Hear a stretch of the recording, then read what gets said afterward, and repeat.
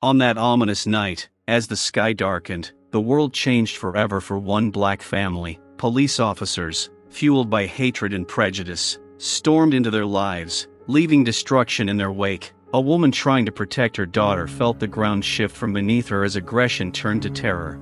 Our hearts skip a beat when we realize that this story is not just someone's tragedy, it is a story that affects each of us. But then, in the midst of the darkness, a light appears, a story that can change everything. We want to know who you are. Write your names in the comments and where you are watching this video from. Your words are very important to us and help promote our channel. You are our support, our voice, and without you we would not be able to bring this story to the world. Let's work together to ensure that such events never happen again. Enjoy watching. On that ominous evening, when the sky was covered with black clouds, the world changed forever for Catherine and her little daughter Emily. They sat in the kitchen, enjoying the last rays of light, preparing for a cozy evening. The aroma of freshly baked goods hung in the air, and Emily's laughter filled the house with warmth. But outside the window, clouds were gathering, foreshadowing not only a storm, but also future troubles. Catherine, a black woman with a strong personality, felt the tension building. She couldn't shake the sense of foreboding that followed them like a shadow. Rumors of police violence and bias were growing in the neighborhood, and though she tried to remain calm for her daughter's sake, fear was growing in her chest. "Mama, tell me a story," Emily asked, her eyes shining with anticipation. Catherine smiled, but her soul was restless. "This is no time for stories, dear," she answered, trying to distract herself from her dark thoughts. But how could she forget about the world that was becoming more and more dangerous around them?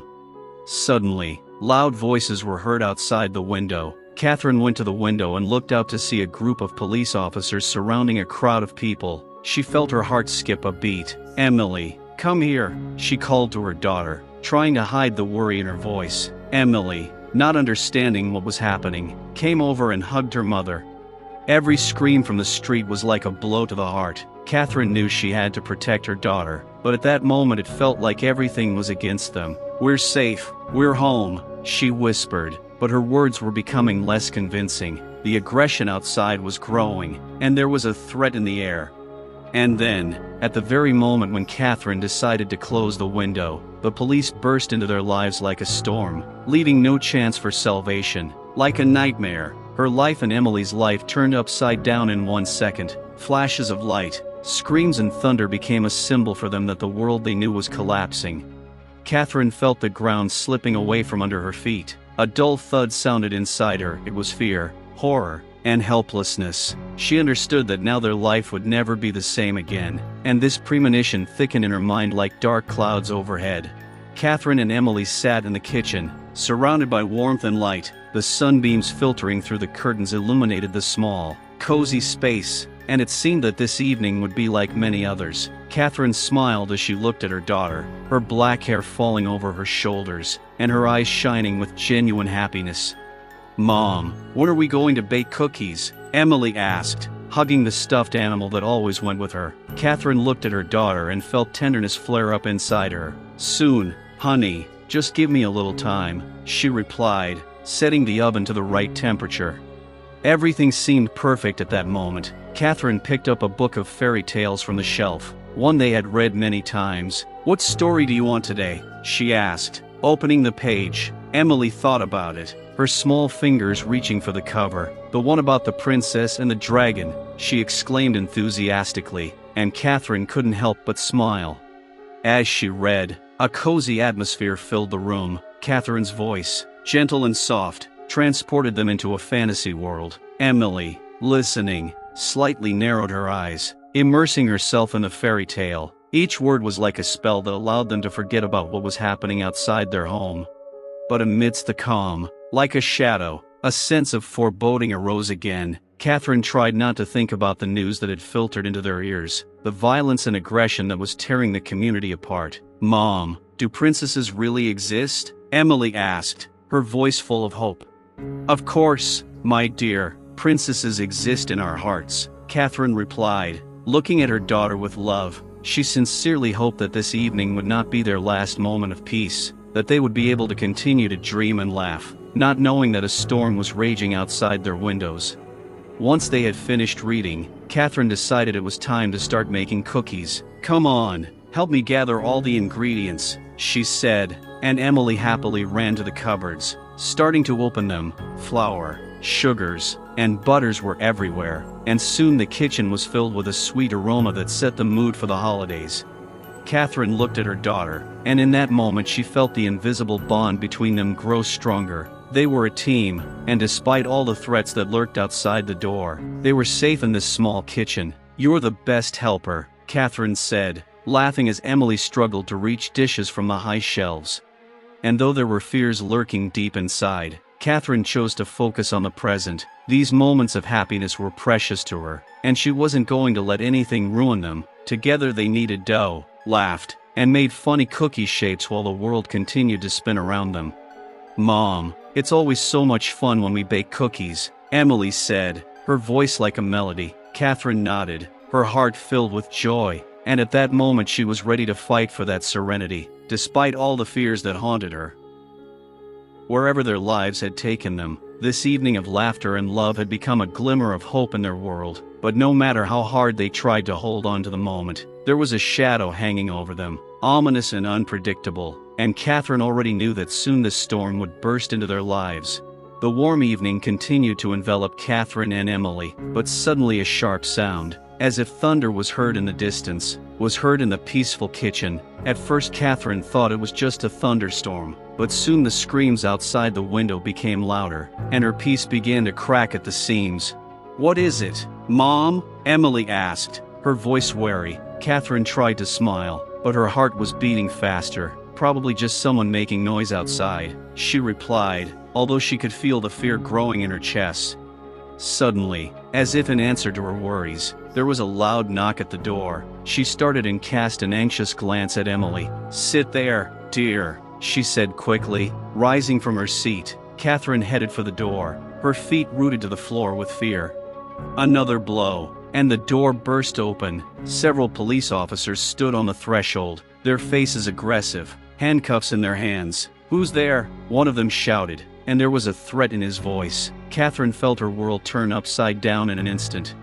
"What's going on?" she tried to ask, but her voice was shaking with fear. The police officers, ignoring her, began to push their way into the apartment. Emily looked at her mother in fear, her small eyes wide with horror.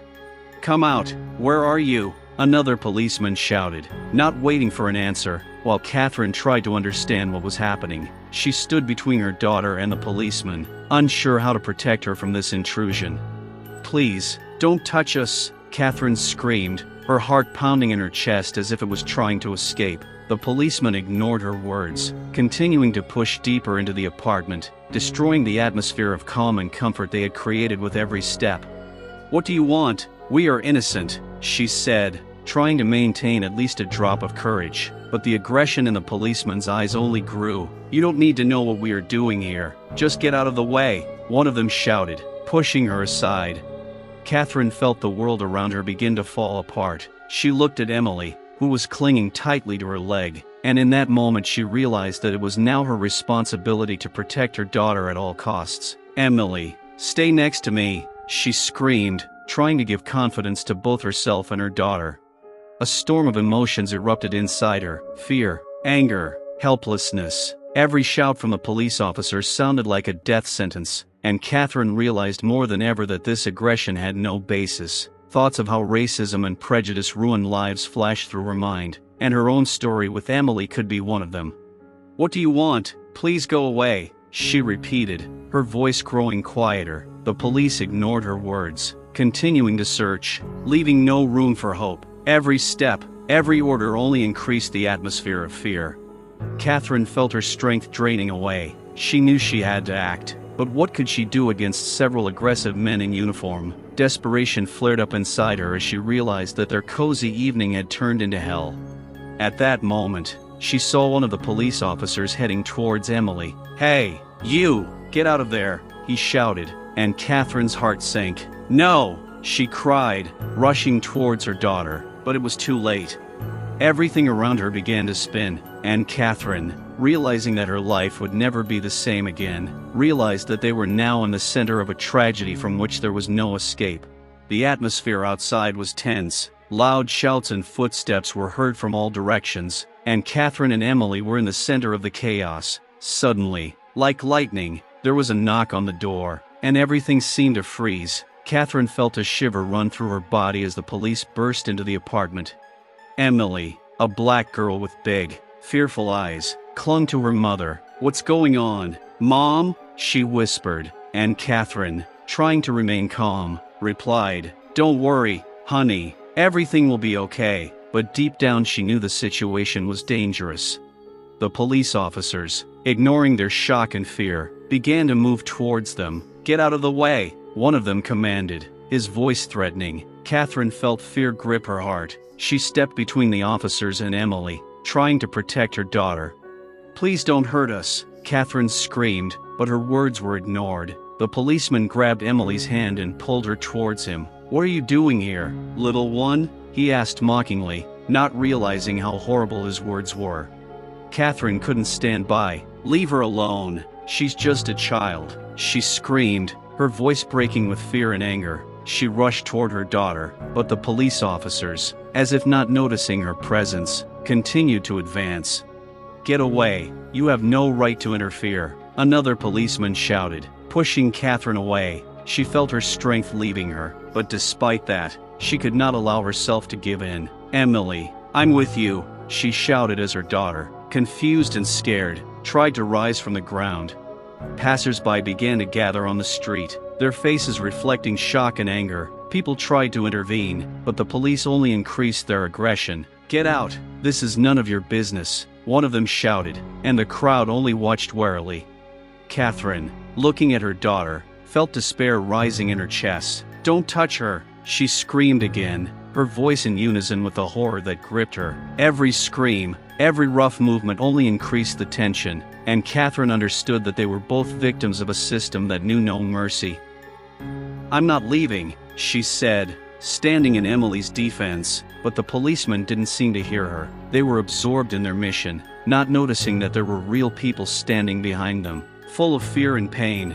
At that moment, Catherine knew she had to act. Her heart was pounding, but she was ready to fight for her daughter, for their right to be heard. "Emily, hold on to me," she cried as she saw the girl struggling to her feet. A fire ignited inside her, and she knew this fight was just beginning. Emily, caught in the middle of all this chaos, couldn't understand what was happening. Her heart was pounding like never before and fear was taking over her mind. She looked at her mother with wide-open eyes, full of tears and confusion. "Mommy, I'm scared," she sobbed, her little hands shaking with fear. As the police officer reached for her, Emily felt the ground shift beneath her. Her mind was filled with unanswered questions. Why were they so aggressive? Why were they screaming? Her childhood perception of a loving, caring world was suddenly confronted with a harsh reality. "Don't touch her," Catherine screamed, her voice filled with despair. Emily heard her mother trying to protect her, but at that moment it seemed to her that nothing could save them. She felt tears roll down her cheeks, and at that moment the world around her became blurry and unclear. Tears flowed like a river, and each sob only increased the feeling of hopelessness. "Mom, I want to go home," Emily cried, her voice shaking with horror. She did not understand why they were here, why the police were behaving so aggressively. All her small dreams of safety and joy collapsed in an instant. Catherine felt her heart break as she watched her daughter suffer. She couldn't bear to see Emily in such a state. "I'm with you, honey, I won't leave you," she cried, and her words were full of love and determination. She reached out to Emily, but the policeman standing next to her did not allow her to come closer. At this point, the crowd that had gathered on the street began to react to what was happening. People began shouting words of support, trying to draw attention to the situation. "Leave her alone," voices were heard from the crowd, and Catherine felt that she was not alone. But even in this stormy sea of support, Emily remained in her childish vulnerability. She clutched her stuffed animal tightly, as if it could protect her from the threat. "Why are they so mean, Mommy?" she asked, her voice barely audible through her tears. "I don't know, honey, but I'm here. We're in this together, and I won't let them hurt you," Catherine assured her, feeling anger flaring up inside her. Emily, feeling her mother's support, calmed down a little, but the fear still remained. Every scream, Every violent movement around them only increased her feeling of helplessness. Two forces fought inside her, the desire to run and the desire to stay close to her mother. She knew she had to be strong, but she was only 6 years old. "I don't want you to cry, Mom," Emily whispered, her voice small and timid. She couldn't bear to see her mother suffer over what was happening. Catherine, feeling her eyes fill with tears, hugged Emily tighter. "I love you, and we'll get through this together," she said, trying to put all the strength she could into the words.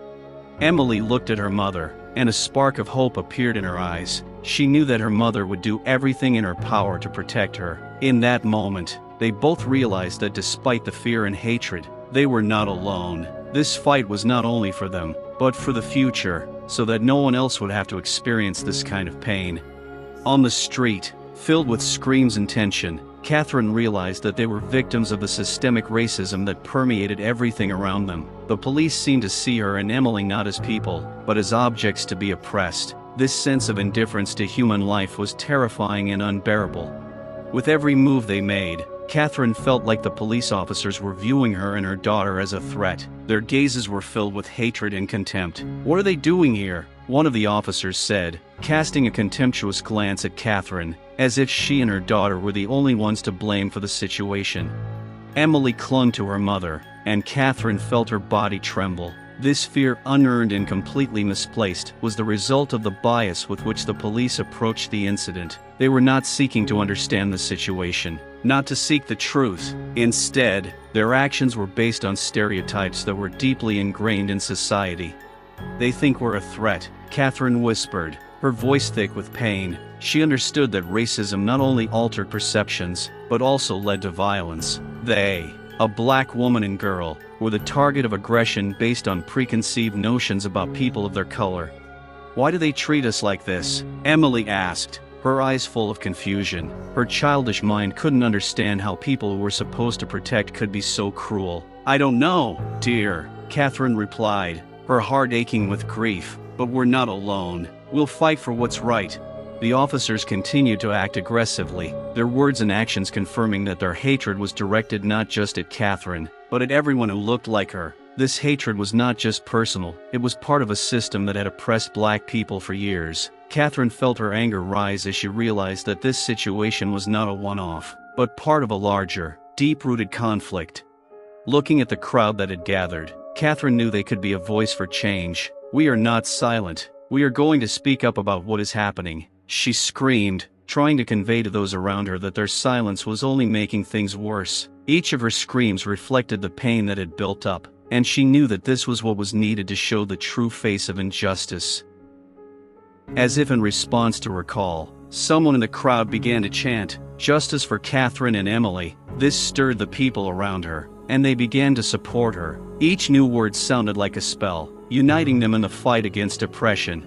Catherine felt the crowd's strength giving her confidence, but deep down, she knew this wasn't just a fight for them, it was a fight for the future, for everyone who had been victimized by such hatred. She wanted Emily to grow up in a world where the color of her skin didn't define her destiny, where there was no room for prejudice or violence. "Emily, remember this," she told her daughter, looking into her hopeful eyes. "We will fight, and we are not alone." Emily nodded, a spark of determination in her eyes. They stood together, against whatever was trying to break them, and Catherine knew that this fight was just beginning. The situation on the street was becoming increasingly critical. The police officers, ignoring Catherine's words, continued to advance, as if not noticing the fear and pain reflected in her eyes. "Emily, hold on to me," she screamed again, trying to protect her daughter from the approaching threat. Fear pierced her, but Catherine knew that she had to be strong, had to do everything possible to keep Emily safe. Every move the police made caused unbearable anxiety in her soul. "Please, don't touch her." Her voice sounded with such force that it seemed it could break through the wall of aggression. She knew that her screams had to be heard, but with every step they took, her hope faded. "Help! Someone! Help us!" she screamed, her voice breaking, reflecting complete despair. The cries for help echoed down the street, and Catherine knew they were needed not only for her, but for everyone who had ever experienced such injustice. She looked around for support, trying to catch the eyes of passers-by, hoping that someone would dare intervene. "Don't be silent," she begged the crowd. "You see what's happening. It's not right." As if in response to her call, several men began to approach, trying to protect Catherine and Emily. "What's going on? Leave them alone," one of the men shouted, his voice confident and determined, but the police officers only increased their aggression, and Catherine felt the tension mount. Emily, standing next to her mother, looked on in confusion. She couldn't understand why the adults were so angry, why this had to happen to her and her mother. "Mom, I'm scared," she said quietly, and it sent a wave of pain through Catherine. She leaned toward her daughter and whispered, "I'm here, honey. We'll get through this together." Every word she spoke was filled with determination, but inside she felt fear creeping deeper. She couldn't allow herself to appear weak, because she knew Emily needed her. "I love you, and I won't let them hurt you," she said, trying to put all the strength she could into the words. The cries for help continued, and the crowd finally began to unite. "Justice," the people shouted, and Catherine felt hope rekindled in her heart. These voices were like a ray of light in the darkness, telling her that they were not alone, that justice mattered, and that they would fight for it. But the police, feeling they were losing control of the situation, became even more aggressive. "Get her out," one of them commanded. Pointing at Catherine, she saw his hand clench into a fist, and fear gripped her again. "I'm not leaving," she screamed, her voice louder than ever. She knew that if she didn't stand up for her daughter, no one would. "I won't let you take her," she repeated, and all her strength was in that scream.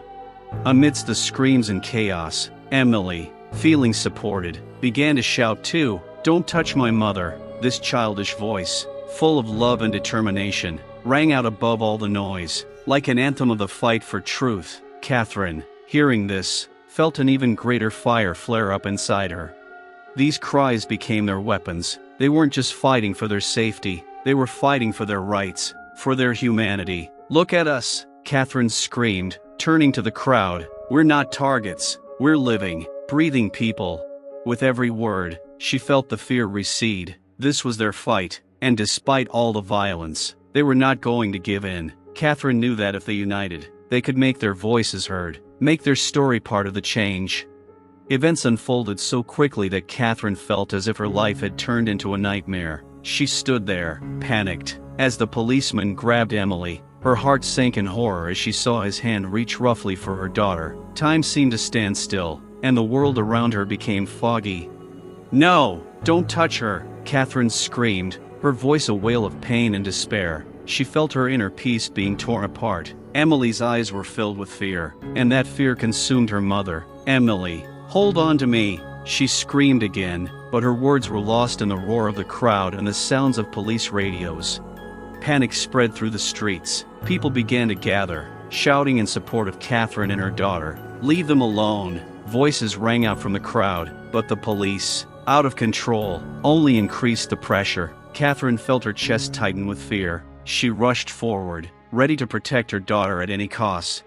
At that moment, the policeman, seeing her attempt to intervene, pushed Catherine sharply, and she fell to the pavement. Pain shot through her body, but she could not allow herself to give in. "Emily," she screamed, rising to her knees. She saw the policeman grab the girl by the arm and pull her toward him. "Don't touch her," Catherine screamed piercingly, feeling the ground slipping out from under her feet. Emily, her heart was breaking with fear as the girl, her eyes full of tears, tried to break free from her grip. Catherine felt the world around her shrink into one point. Her daughter's gaze, full of fear and incomprehension, reflected the hopelessness of the situation. At that moment, the policeman, noticing the growing resistance of the crowd, suddenly raised his voice. "Get her out of the way. Don't interfere." His aggressive tone sounded like a sentence.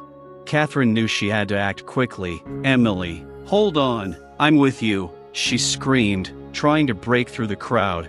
But suddenly, as if time had stopped, the policeman used force. Catherine couldn't believe her eyes. The policeman's hand quickly reached for Emily. "No, Emily," she screamed, and this cry, full of pain and despair, echoed through the street. The girl fell to the ground, her face distorted with fear.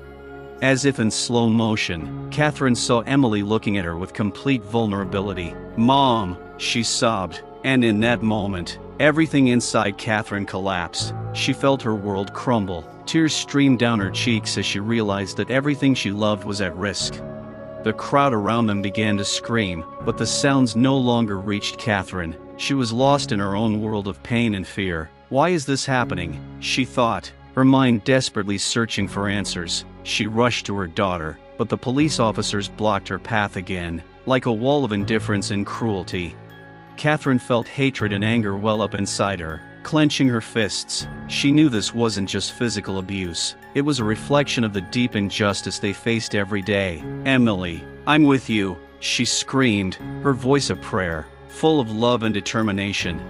But at that moment, when all seemed lost, a flame of hope flared up in her heart. "We are not alone," she whispered, addressing the crowd. Every look, every cry supported her, lifting her spirit. They were all together in this fight, and Catherine understood that this tragedy must be heard. But while Catherine was trying to make that connection, the police were still going strong, trying to regain control of the situation. Emily, her eyes full of tears, was trying to understand what was happening again. "Why are they doing this, Mom?" Her innocent question pierced Catherine's heart. "I don't know, honey," she said, trying to hold back her tears. "But we will fight. We will not be silent." That determination, that love for her daughter, became her strength in that dark hour. At that moment, Catherine realized that their story was not just a personal tragedy, it was the story of everyone who had ever faced violence and prejudice. This culmination became a symbol of the fight for justice, and together, despite everything, they would continue their journey toward the light that once seemed unattainable. The crowd around them fell into shocked silence. Every heart seemed to stop as the brutal police officer continued to hold Emily. Catherine watched in horror as her daughter struggled to break free from his grip. Filled with fear and confusion, the air was heavy with the knowledge that things were out of control. Anger began to rise through the whispers and murmurs among the bystanders. "How could this happen?" one man asked, his fists clenched in anger. His voice pierced the crowd like a spark, igniting a general sense of anger. People began to realize that this wasn't just an accident, it was the result of a systemic injustice they'd heard about but had never seen up close. The woman standing to the side holding her daughter's hand stepped forward. "Hey, you can't do that to them," she shouted, and her words evoked a wave of support. All eyes turned to the police officers, and the air grew tense. Catherine felt her heart break with the hope that someone would finally intervene. But suddenly there was a scream. "No!" Emily screamed, and the sound, full of fear and pain, echoed through the street, becoming the final warning. Catherine, unable to contain her emotions, rushed forward, but the policeman pushed her back, not wanting to give in. The crowd began to thicken, but their support was no longer enough when Emily fell to the ground again. "Emily!" Catherine screamed, her voice a last cry of hope. At that moment, the world around her began to crumble. Passers-by froze in horror as they realized what was happening. Some began pulling out their phones, recording the tragedy unfolding before their eyes. "Film this! Let everyone see the truth!" one of the youth shouted, and his words resonated with others. People began recording, capturing evidence of the violence. There were whispers in the crowd. "It's terrible. They're killing her," someone said, and it was like a cold shower. Many who looked at Emily felt their hope die before their eyes, and with it their faith in justice. An older man who had been standing off to the side clutched his heart. He knew this wasn't just one story. It was a systemic evil tearing apart people's lives. "We have to do something," he shouted, and his words echoed through the crowd. But now it sounded like a cry for help, not a call to action. Catherine looked at her daughter, her eyes filled with despair. "Emily!" she screamed again, but there was no answer. Her heart sank, and she knew that these moments would be their last. Panic erupted from the crowd as people began to realize the gravity of the situation. "No, this can't be happening," someone from the crowd repeated. But at that moment the police, not wanting to give in, began to act even more aggressively. Emily, with her eyes full of tears, finally understood that her salvation would not come. At that moment, her body weakened, and Catherine felt the ground slipping out from under her feet. Catherine's cries were filled with despair. "Please don't do this. She's just a child." But her words were lost in the chaos. As Emily fell to the ground, her breathing became ragged, and Catherine felt her world crumble. She knew she couldn't protect her daughter anymore. The bystanders who had witnessed the tragedy now looked at each other with bewilderment and horror. Their hope for intervention was quickly fading. They had seen injustice being committed, but they did not know how to resist it.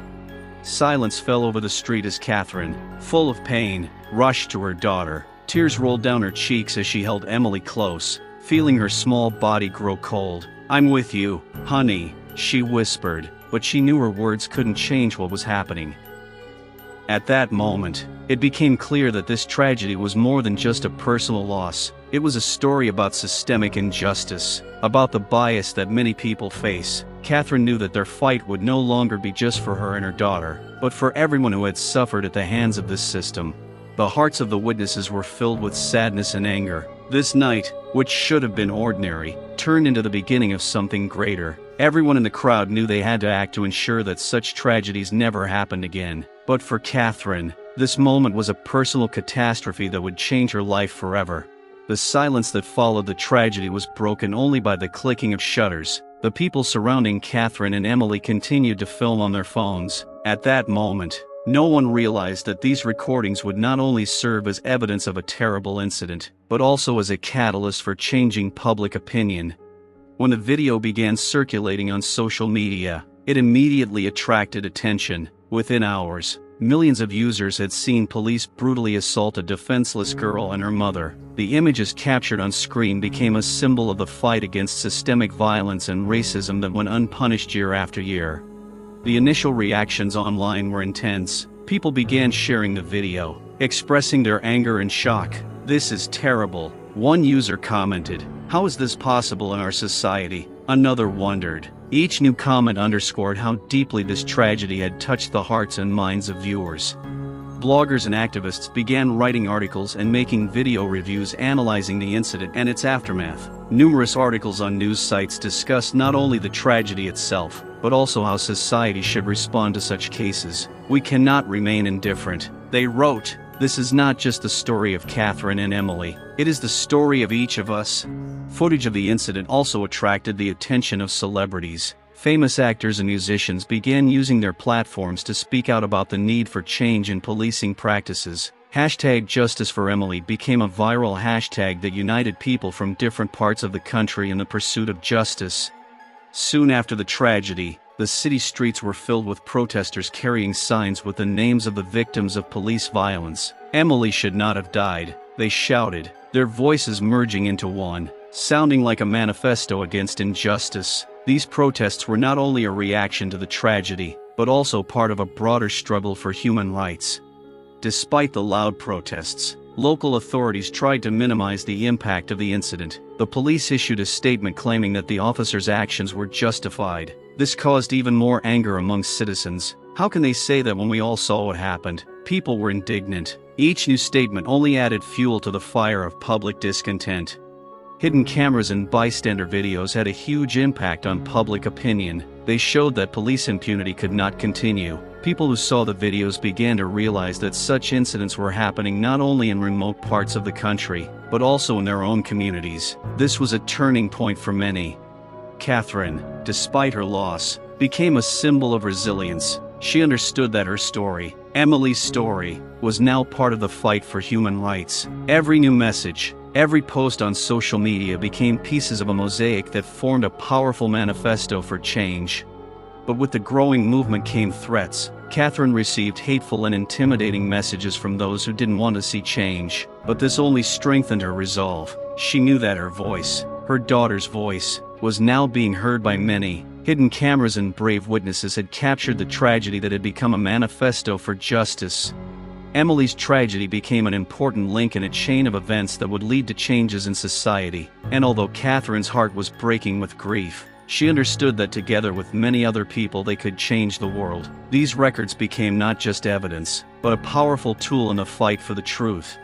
In the immediate aftermath of the tragedy, as public shock and anger reached a fever pitch, local authorities began actively attempting to control narrative. The police issued a statement saying their actions were justified and that they were responding to a perceived threat. The officers acted within their authority, a spokesman said, but most people didn't buy that version of events.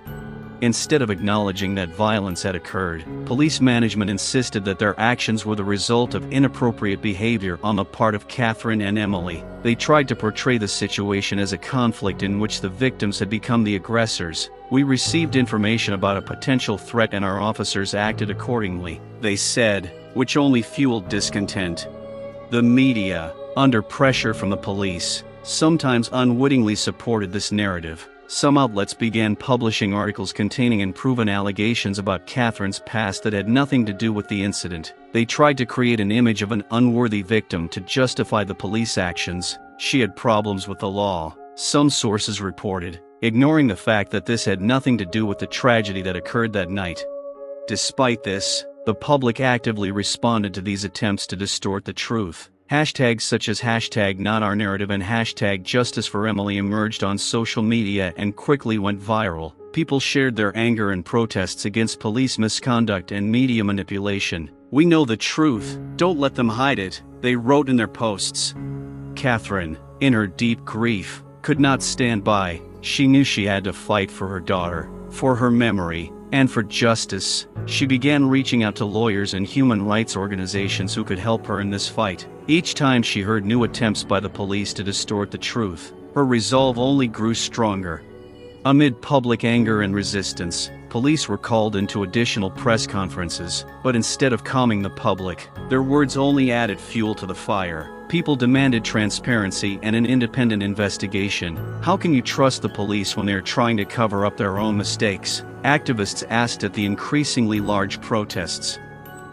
With each passing day, public discontent only grew. People took to the streets with placards, demanding truth and justice. "We will not believe their lies," they chanted, and their voices merged into a single chorus of protest against the system that allowed such actions. Catherine continued to gather evidence and witnesses. Hidden cameras, video footage, and eyewitness accounts became her allies in this fight. She knew that despite the police's attempts to distort the truth, they would not be able to suppress this story. The truth would be heard, and she would do everything in her power to ensure justice for Emily.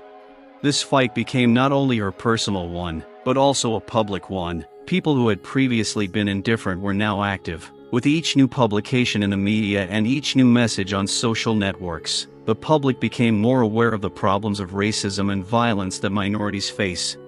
The understanding that this tragedy was part of a larger systemic crisis united people from all walks of life. Catherine felt that her voice was part of a powerful manifesto calling for change, and although the police tried to distort the truth, they could not extinguish the flame that had ignited in people's hearts. This was the beginning of a new era, when the truth could no longer be hidden.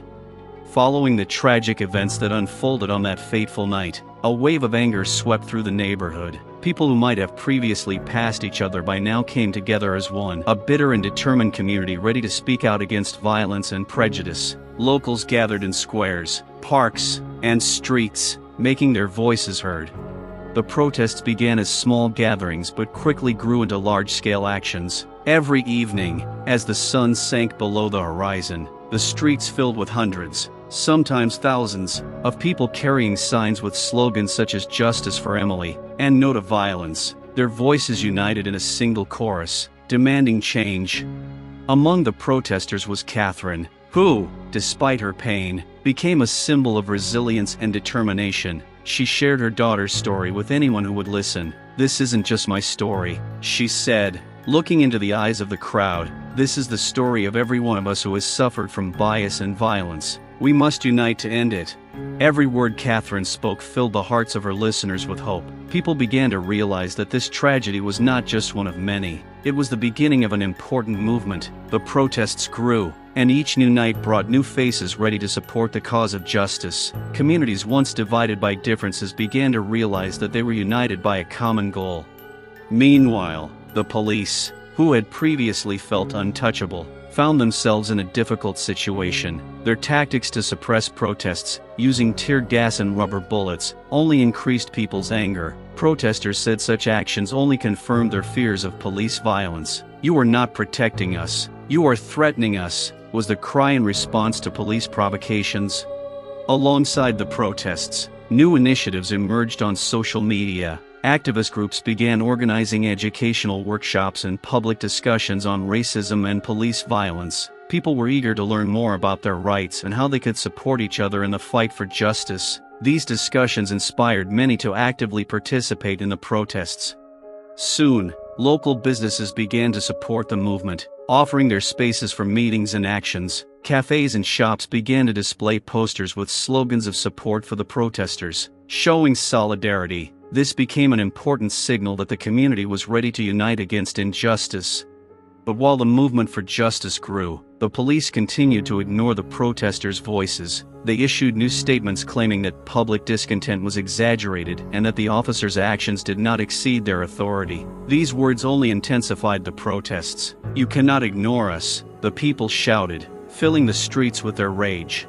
Tensions grew with each passing day. The protesters realized that their movement was no longer simply a reaction to a specific incident, but a challenge to the entire system that allowed such tragedies to happen with impunity. They began planning larger actions, preparing for massive marches that would take place through the streets of the city. That night, as the protesters gathered again in the square, they felt united, ready to fight. Catherine, standing in the center of the crowd, knew they were not only demanding justice for Emily, but hoping for change for everyone. It was a time when the community realized its power, when every voice could be a powerful tool in the fight for equality. "We will stand together until justice is done," she declared, and her words echoed in the hearts of those gathered. The anger that had once been the cause of pain had become a powerful source of strength and determination, and though many trials lay ahead, they knew that together they could change their fate. The tragedy that befell Catherine and Emily attracted the attention of not only the local community, but also a wider circle of government agencies, human rights organizations, and activists. The mayor's office was forced to call an emergency meeting to discuss the incident and its aftermath. In the assembly hall, the growing tension was palpable in the air. The loud voices of protesters outside the buildings drowned out the sounds of the meeting, creating an atmosphere of widespread discontent. The meeting was attended by local councilors, police, activists and members of human rights organizations. The mayor, who had previously been overlooked, now stood under the gaze of residents demanding change. "We must look closely at what happened and see what we can do to avoid this in the future," he began, but his words sounded like a cop-out to many. A police spokesman tried to justify his colleagues' actions by citing the need to protect public order. However, he failed to contain the wave of indignation. "How many lives must suffer before you start listening to us?" one activist exclaimed. "This is not just a question of order, it is a question of life and death." The discussion grew more tense with each passing minute. Activists demanded a review of police practices, especially those related to the use of force. "We must create a new policy that will ensure safety for everyone, not just the privileged ones," one speaker declared, and his words resonated with many in the audience. Then Catherine took the floor. She walked onto the stage, her eyes shining with determination. "This is not just a statistic. This is my daughter. We demand that you not be left behind until we get justice," she said with such force that the room fell silent. People listened intently, aware that her voice reflected the voices of many. The discussion continued, and soon the question of how to improve relations between the police and the community arose. "We need to have a dialogue," suggested one woman from the advocacy group. "Create a platform for communication where people can share their fears and experiences. We need to work together to make real change." MPs began to raise important questions about the need for transparency in police actions. "How can we expect trust if there is no accountability?" asked one. "We must establish an independent committee to investigate incidents involving the police." In response to these proposals, some police officials again tried to chalk it up to an isolated incident, arguing that changes were unnecessary because instances like this are rare. But public anger and frustration flared again. "We will not remain silent while you continue to ignore us," protesters shouted outside the building. As the discussion progressed, it became clear that Emily's incident had opened up deep wounds that had long been buried beneath the surface. When talking about reform, participants began discussing the need for police retraining, anti-bias programs, and community oversight committees. The event ended with a sense that change was possible, but only if society continued to insist on its demands. Catherine left the room with the hope that their voices would be heard, and that her daughter's tragedy would be the beginning of something greater. In the streets, protesters continued to express their anger and demand justice. These two forces, the citywide discussion and the powerful movement on the streets, began to merge, creating a powerful current that could not be stopped. People realized that the time had come to act and demand change, and that despite their differences, they could unite behind one goal: creating a safe and fair society for all. The silence that had fallen over Catherine's home since the tragedy was suffocating. Every room was a reminder of the laughter and joy that had once filled their space. Now it was all gone, leaving only a shadow of pain and loss. Every corner, every toy Emily had played with, brought back memories that hurt beyond belief. Catherine felt empty. Every morning she woke up from nightmares of her daughter asking for help over and over again. When she couldn't save her, these images never left her for a moment. In the mirror she didn't see herself, but a woman who had lost everything. Her eyes were clouded with grief, and her face was scarred with worry. Every day was a struggle, with her only enemy being her own memory. The neighbors, once friendly, became wary. Many tried to support Catherine, but did not know what to say. Some brought food or flowers, hoping to ease her suffering, but often only provoked tears. "I just want this to stop," Catherine whispered when they came, unable to find the words to express her grief. Catherine herself had become isolated from the world. Her former friends had become alien to her, and she could find no solace in their company. Instead, she spent hours sitting in Emily's room, surrounded by photographs, drawings, and toys that had once brought her joy. Each object was a reminder of her daughter, and she couldn't shake the feeling that her life had stopped along with Emily's. The psychological effects of the tragedy were taking their toll. Catherine began to suffer from depression, and her days became gray. She could not sleep, constantly tormented by thoughts of how she could have changed that evening. "Why didn't I do more?" she tormented herself, thinking about what she could have done differently. Meanwhile, anger was building in her heart. Anger at the police, anger at the system that had allowed this to happen. She knew these emotions couldn't be suppressed, but she didn't know how to channel them constructively. It was time for her to take action, but she was too depressed to do so. Catherine began to receive support from other mothers who had lost their children. This connection, based on shared grief, gave her some comfort. They shared their stories, and although each was unique, they all knew what it was like to suffer loss. These encounters helped Catherine realize that she was not alone in her grief, and that together they could be stronger. Over time, she began to think about how her daughter could move on despite the tragedy. Emily had always been a bright light, and Catherine decided that she would do everything she could to keep that light alive. She began to actively participate in protests and public actions, demanding justice not only for her daughter, but for all victims of violence. It wasn't easy, and sometimes she felt like she was betraying Emily's memory by speaking at rallies, but every time she spoke about her daughter, making her story known, Catherine felt like she was coming back to life. She knew her grief could be a driving force in the fight for justice. The family tragedy left deep scars, but Catherine realized that these scars could be the basis for change. She decided that she would fight not only for herself, but for all the families who had experienced similar things. This was her new goal: not to let Emily's memory fade, but instead to turn grief into strength to protect others. Catherine knew there would be many challenges ahead, but she was ready to take this journey. Every step she took was a step toward a new life, a life where her daughter could still live in the hearts of others.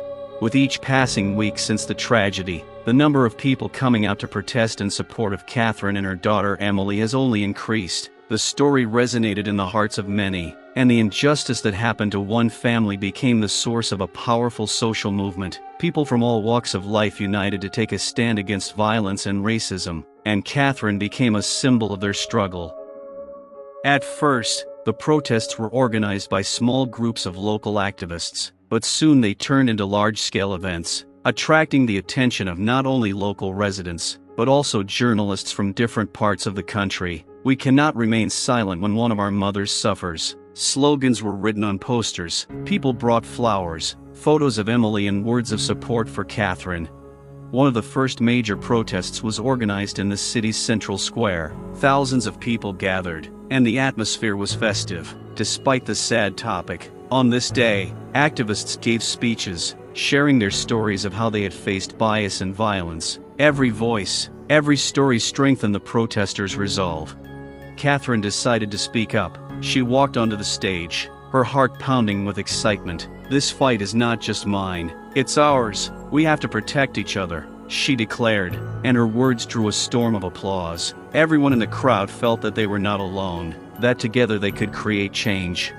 Over time, the protests became more organized. People began forming coalitions, planning future protests, and using social media to spread the word. They created hashtags like #JusticeForEmily and #StandWithCatherine that quickly went viral. These online initiatives helped draw attention to their cause, and the number of supporters grew every day. Some protests included local artists performing music and poetry in Emily's memory. This created an atmosphere of unity and inspiration. Each performance added energy to the common struggle, and people stayed in the square even after the rallies ended to continue discussing and sharing their ideas. Local businesses also began to support the movement, opening their doors for gatherings and offering their help. Cafes and restaurants offered discounts for protesters, and some even held special events to raise money for Catherine's legal aid. The community came together, and every support was an important step toward justice. But not everyone responded positively to the protests. Some local authorities and police agencies continued to emphasize that protests only fuel hatred and division. However, this only strengthened the activists' resolve. "If they are afraid of our strength, then we are on the right path," they told each other. Soon, the protests attracted national media attention, and Catherine appeared on talk shows and news programs. She shared her story, and her voice was heard on televisions across the country. People began to reach out to her for support, and she realized that her grief had become symbolic for many. This gave her the strength to continue the fight. Every protest, every gathering became an opportunity for people to express their pain and demand change. Catherine realized that she was not just fighting for her daughter, but was becoming part of something bigger, a movement that could change the system. She felt that her grief could be the spark that ignited the fire of justice. The protests grew more widespread with each passing day. They went beyond a simple expression of discontent. They were seeking change in society, to create a safe environment for everyone. People united to show that they were ready to defend their rights and fight injustice, regardless of the risks and difficulties. Catherine knew there would be challenges ahead, but she felt that together they could do anything. With the support of the community, she found a new purpose and confidence that her fight for justice would never be in vain. It was the beginning of a new path, and she was ready to walk it, with hope for a brighter future. Following the tragic incident involving Catherine and her daughter Emily, the authorities were under pressure to act immediately. The public, filled with anger and discontent, demanded justice, and the mayor's office realized that it was no longer possible to ignore the situation. At an emergency meeting, it was decided to hold an official investigation into the actions of the police on the night of the tragedy. The first step was to set up an independent commission to investigate the incident. The commission included human rights activists, lawyers and former police officers to ensure transparency and objectivity. The initiative caused mixed feelings in society. Some saw it as a hope for justice, while others doubted that the investigation would lead to real change. Catherine watched the events with apprehension. Her grief was intertwined with hope, but she knew that such investigations often dragged on and sometimes ended in vain. Nevertheless, she was determined to continue the fight and hold those who were supposed to protect her daughter accountable. The investigation began with interviews with witnesses. People who witnessed the attack were willing to share their stories despite fears of police reprisals. Many spoke of how aggressively the police acted and how they could have done more to prevent the tragedy. These testimonies became an important element in the investigation. At the same time, police officials tried to justify their actions by claiming that they had acted in accordance with protocol. They cited a threat to public order in an attempt to present the situation as a necessary measure, but witnesses persistently pointed to the racial bias they observed in the officers' actions. This aspect became central to the discussions and to public opinion.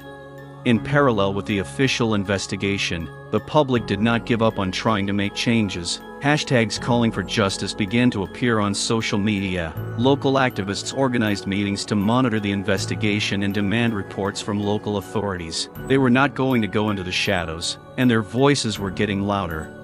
Catherine decided to speak at a press conference organized by human rights activists. She shared her story again, telling how her daughter was an innocent victim of violence. "I demand that everyone involved be held accountable. "This is not just a case of justice for me, this is a case of justice for everyone," she said, and her words touched people's hearts again. Meanwhile, the government tried to contain public anger by promising action. The city's mayor spoke of the need to reform police practices, and many began talking about creating a program to raise awareness among police officers about racial bias. But Catherine knew that words do not always lead to action. She demanded concrete steps and clear changes. By the time the first stages of the investigation were completed, it was clear that public pressure was so strong that the results could be unexpected. The commission presented preliminary findings that pointed to a lack of training among police officers and unacceptable handling of the situation that led to the tragedy. This caused a new round of anger among activists and the citizens who supported them. However, many residents, watching the investigation unfold, began to doubt that the system was truly ready to change. How many more lives must suffer before they understand? Activists asked. Each new day brought new questions, and the desire to achieve justice did not diminish. Catherine knew there was still work to do. But she also knew that the movement her daughter had started was part of a larger fight for human rights.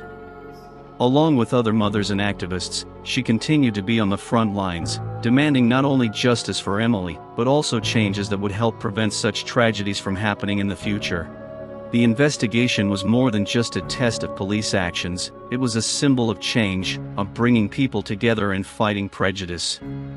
Catherine knew her fight was not over, and even if the road was difficult, they would not stop until they saw real change. When Catherine learned that she would have the opportunity to meet the police officers involved in the tragedy, her heart began to pound with conflicting emotions. On the one hand, she felt the need to get answers to her questions, to calm her troubled mind a little. On the other, she was afraid of how her wounded heart might react to meeting the people she believed had ruined her life. The meeting was held in a soberly decorated office, with minimal decorations to create a cold atmosphere. Catherine sat across from two police officers, both in uniform but without their badges. Their faces were professionally reserved, but she felt as if they were inwardly afraid of her reaction. There was a tension in the air that seemed almost tangible. Catherine tried to speak calmly, but her voice trembled as she asked the first question, "Why didn't you stop? Why didn't you step back when you saw it was a mother and child?" The words, coming from the depths of her grief, reflected her unwavering desire for understanding, but also her immense pain. One of the middle-aged police officers sighed and replied, "We were following protocol, which required a quick response. In that situation, we could not foresee that it was an ordinary mother and her daughter." His words sounded empty and mechanical, as if he already knew what he was going to say. Catherine felt the anger rising inside her. "That's no excuse. Your job is to protect people, not attack them. My daughter was innocent and you knew it." Tears filled her eyes, but she couldn't let herself cry. She had to tell the whole truth. The policeman seemed nervous, and his voice became less confident. "We understand your pain, and we are very sorry that this happened," he said, but Catherine heard only formal words in these words, not genuine sympathy. It deepened her sense of isolation and betrayal. Every sentence the police said sent new waves of grief through her. She thought about how Emily would never be able to say mom again, how her life had been destroyed in an instant. And yet, it felt like the police were sitting in front of her as if this was just another case, not someone's life. Catherine felt her mental state begin to waver. It was as if dark clouds were enveloping her mind again. She remembered how she had many dreams for Emily, how she would grow up, how she would learn, how she would build her life. Now all of that was gone, leaving only a shadow. After the meeting, Catherine left the office, her heart heavy. She felt anger boiling inside her, but with it came utter hopelessness. Why couldn't I protect my daughter, she thought as she walked down the hallway. The question had become her constant companion, and the more she tried to answer it, the less she understood. She returned home, but her thoughts would not leave her. Every sound, every movement in the apartment reminded her of her loss. She sat down again in Emily's room, surrounded by her daughter's favorite toys and drawings, but instead of consolation, they caused only despair. In the midst of all this, Catherine realized that she couldn't afford to be discouraged. She had to keep fighting for her daughter's memory. The encounter with the police only spurred her determination. Despite all the pain, she knew that she had to be a voice for those who couldn't speak. She had to be the light that would dispel the darkness. Every day from that moment on became a new challenge. Catherine realized that her fight was not only a fight for justice, but also a way to heal her soul. She began writing her thoughts and feelings in a journal, trying to pour out onto paper the anger and grief that filled her. The personal encounter with the police was not only a moment of grief, but also a spark that ignited her inner strength. Catherine decided that she would never again allow fear and pain to rule her life. She was ready to move forward, despite all obstacles, and fight for a future in which her daughter would live in the hearts of people. Following the tragedy of Catherine and her daughter Emily, the community experienced a powerful surge of activism that spread not only to local communities but also to countries beyond the city. This wave of inspiration, triggered by the grief of one family, led to mass protests, petitions, and a new human rights movement. Catherine couldn't help but notice how others were starting to actively engage in the fight for justice. From educational programs aimed at raising awareness of racial prejudice to support groups for victims of violence, new initiatives were being reported from all over the city.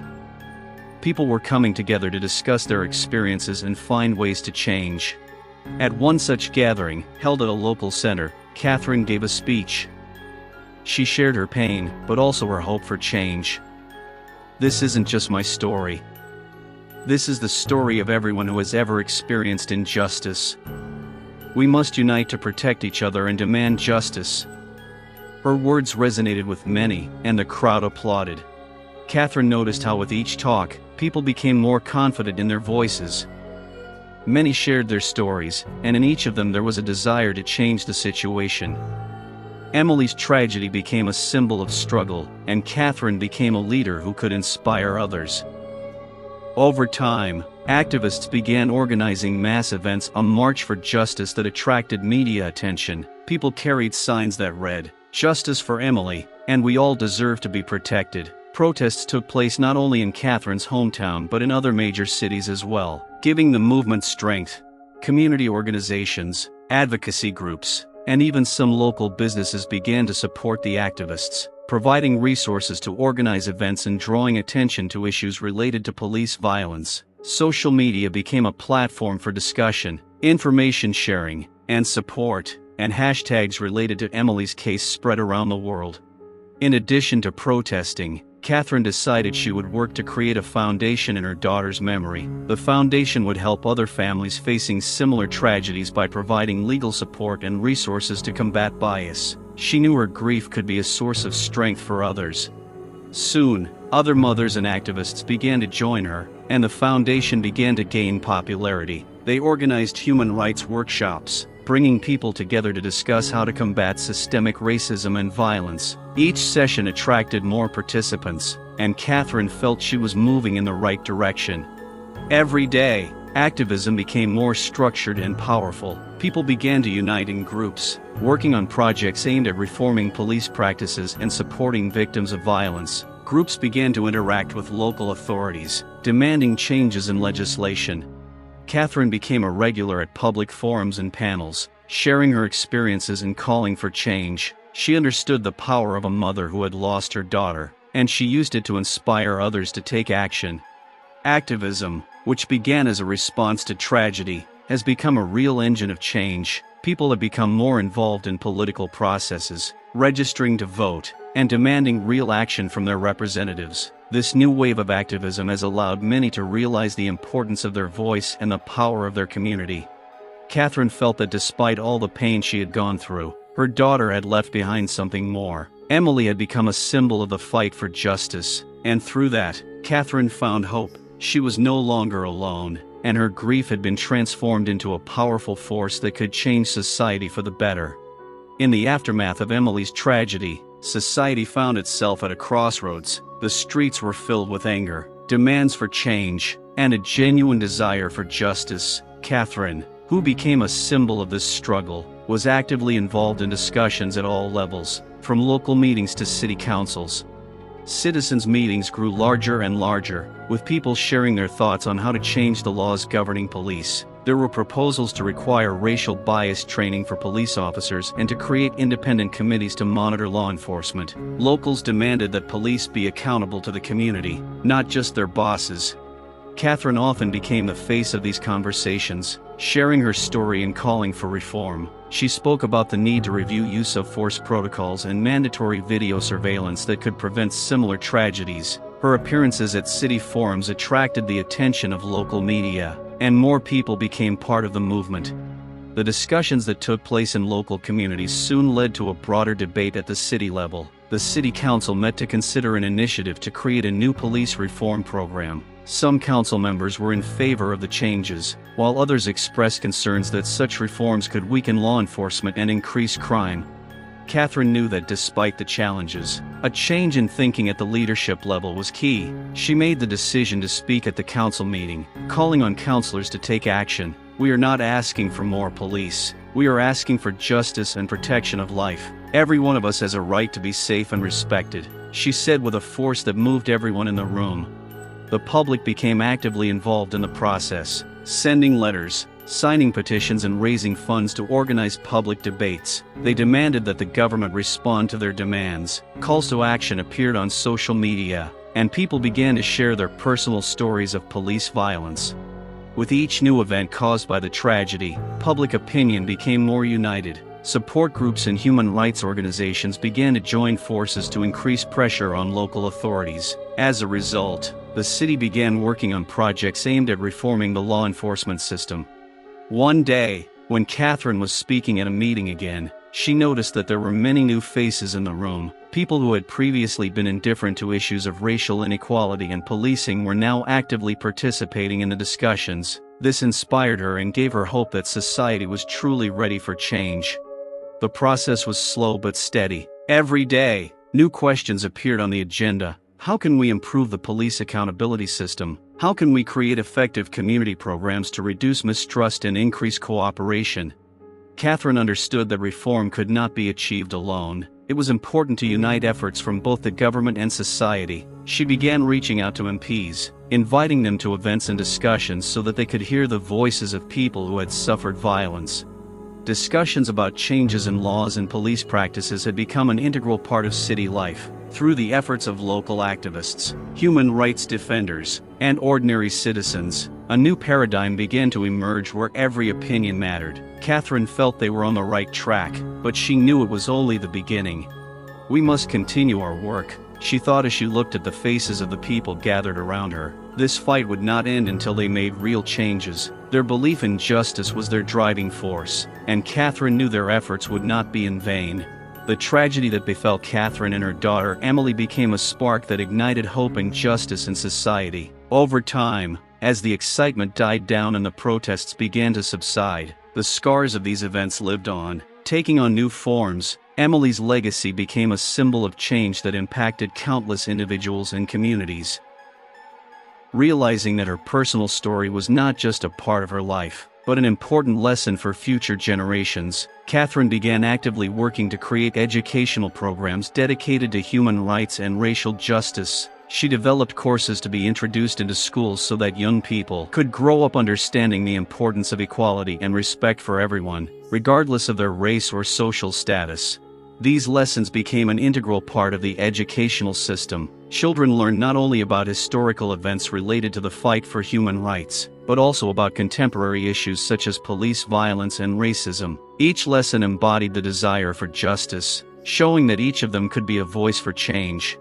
Schools began organizing exhibitions and events dedicated to Emily's memory, and Catherine took an active part in them. She spoke to students, shared her story, encouraging them to ask questions and actively participate in public life. With each new generation, there was an understanding that these issues were still relevant, and only they could change the situation. Of activism began in society, and young people were inspired by Catherine's example. Groups and movements were created dedicated to protecting human rights and combating racial discrimination. Young people actively used social media to share their thoughts and gather supporters, creating platforms for dialogue and action. Emily's legacy also found its way into the political sphere. Local governments began to listen to citizens' voices, and the police reform movement began to gain momentum. New legislation was introduced to improve transparency in law enforcement and create mechanisms for citizen oversight. This was the first step toward creating a safer and fairer society. Catherine also became part of a larger movement that united activists across the country. She attended national conferences to discuss how to use the lessons of the past to create a safer future. At these events, she met people who had experienced similar tragedies, and together they worked to create a united front that demanded change at the national policy level. Emily's legacy was not limited to educational initiatives and activism. It became an inspiration for art, literature, and culture. Many artists, writers, and musicians began to create works that reflected the struggle for human rights and the consequences of violence. These creations helped to raise important issues for public discussion, reminding everyone of the importance of human life and the value of each individual.